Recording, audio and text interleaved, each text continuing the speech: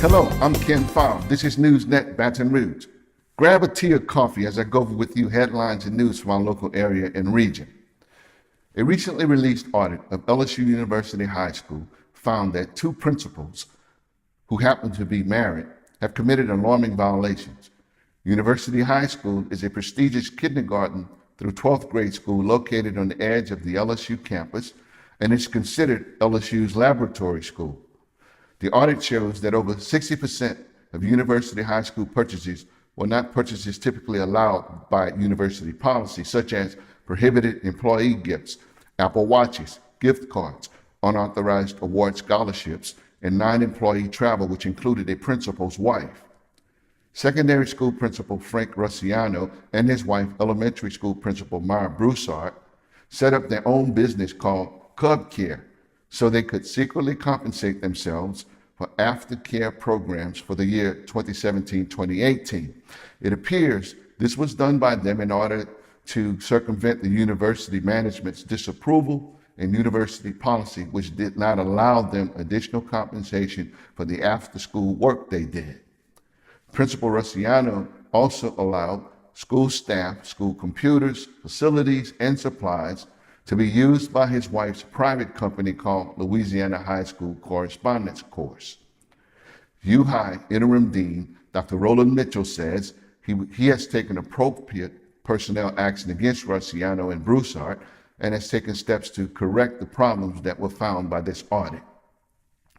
In Livingston Parish, the man accused of killing 5 people in a multi-parish shooting spree, including his own parents, has entered a not guilty plea in court to 3 charges of first-degree murder. You should recall Dakota Terrier, a 21-year-old, is accused of shooting his girlfriend Sumner Ernest and her father Billy Ernest and a little brother Tanner in their home located in Livingston Parish.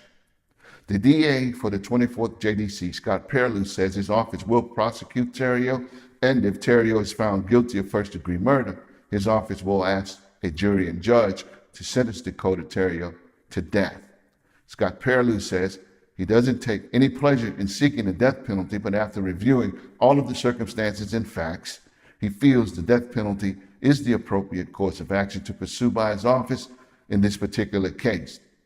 The defendant has also been indicted in Ascension Parish for 2 separate counts of first-degree murder for the 2 people he shot and killed in Ascension Parish. Now, a father and son team who worked together as bail bondsmen in Covington and Amite, Louisiana, were recently arrested in connection with a human trafficking investigation led by the Louisiana State Police and the Federal Bureau of Investigations.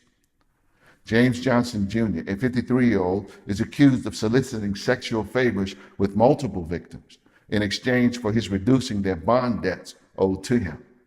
He was arrested at his office in Covington and was booked into the St. Tammany Parish Jail on 2 counts of human trafficking, 2 counts of first-degree rape, and 1 count of sexual battery. The law enforcement team also seized 27 firearms from Johnson.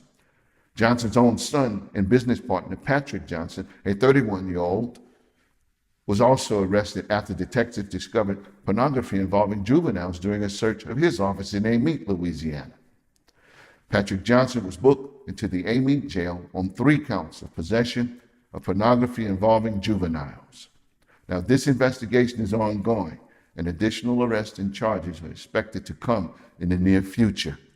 Finally, in local news, the agency, which focuses on neighborhood restoration and redevelopment, has selected a new president and CEO.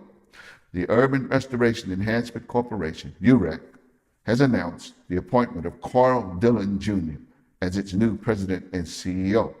Dillon previously served as the director of operations for UREC, where he helped to secure funding for new and affordable housing developments in the city of Baton Rouge. UREC was founded in 1992. It is a nonprofit community development organization that is supposed to transform communities by investing in people and restoring their neighborhoods. These have been headlines and news from our local area and region. I'm yours truly, Ken Fobb, and I'll see you next time right here on NewsNet, Baton Rouge.